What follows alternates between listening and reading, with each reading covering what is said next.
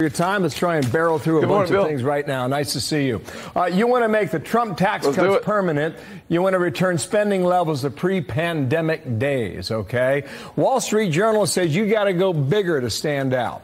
What do you think of that point?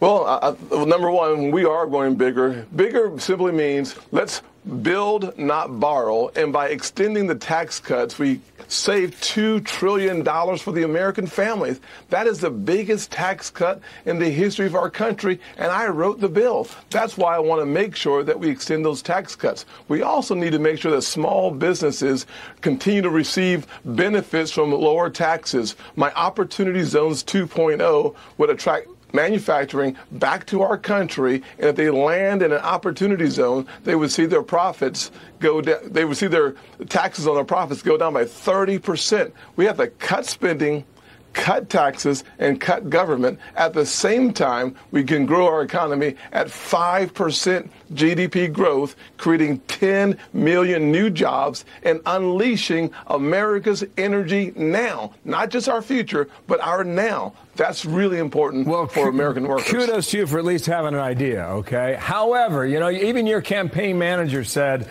and you got some work to do out there, looking at what's happening in Iowa and New Hampshire and your home state of South Carolina. Your campaign manager says ignore the national polls. They don't matter. State polls matter. But in your home state of South Carolina, we got Donald Trump at 46%. We got Nikki Haley at 18%. And you were sitting there at 10%. How are you going to change that?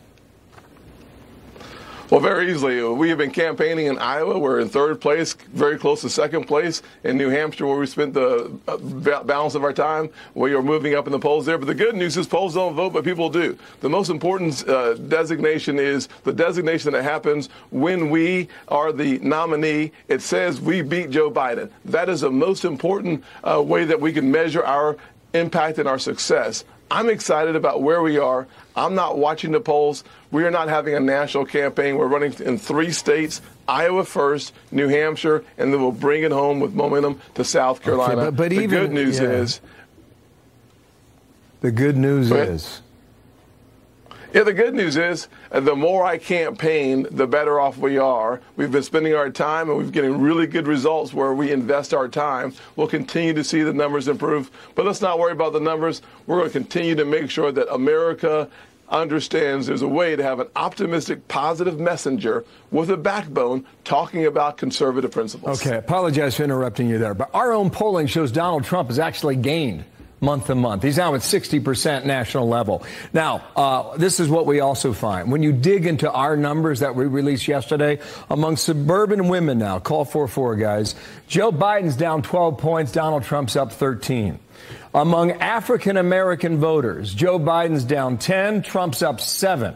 Hispanic voters, Biden down 5 and Donald Trump is up 7. Again, the work you must do to overcome this seems to be significant. Well, the good news is we have enough time to get it done. We're in the third quarter of the game. We're heading into the fourth quarter in about 30 or 45 more days. I'm looking forward to it. I am not worried whatsoever. What I am is I'm excited because I know America can do for anyone what she's done for me. We're going to focus on restoring hope, creating opportunities, and protecting the America we all love. That starts with backing the blue, closing the southern border, and standing toe-to-toe with China. It's not the strength of President Xi that's the problem. It's the weakness of Joe Biden. That's our problem. Okay, all right. In your own words, right? You're talking about us borrowing and China building, right? I do think I have read and heard that from you. Randy Weingartner, head of the teachers union, made a comment this week. And she was talking about segregation. I just want to play this and get your reaction because you've been hot on the issue of race and education as well. Watch here. Post-Brown v. Board of Education.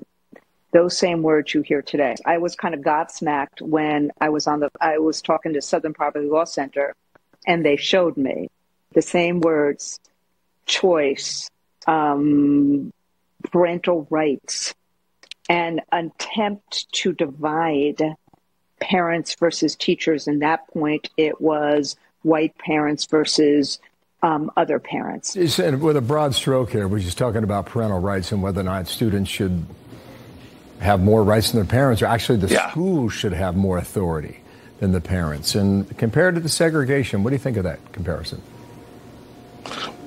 I think it's just disgusting. Here's what we've heard from Randy Weingartner consistently. They are standing in the schoolhouse door, the teachers' unions, blocking poor kids in failing schools. It's like having kids in a house that's on fire and saying, we're not going to rescue a single child until we rescue them all. And what we've seen is a devastation in big blue cities.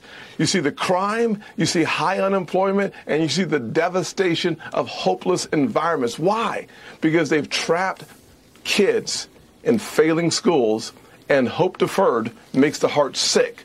The devastation can end on day one when we allow choice and competition in our K through 12 education. When parents have a choice, kids have the best chance to succeed. And the thing that stands in the way are teachers' unions. We must break the backs of teachers' unions by introducing public-private virtual school choice so that parents get the voice they deserve. Well, you've got an interesting message. And as I pointed out, you got some work to do. And I know you're aware of that. You're going to get an opportunity about 2 weeks, though, when our Fox debate kicks off on Fox Business. Senator, thank you for your time. And as a reminder to viewers at home, Dana will be on stage with Stuart Varney.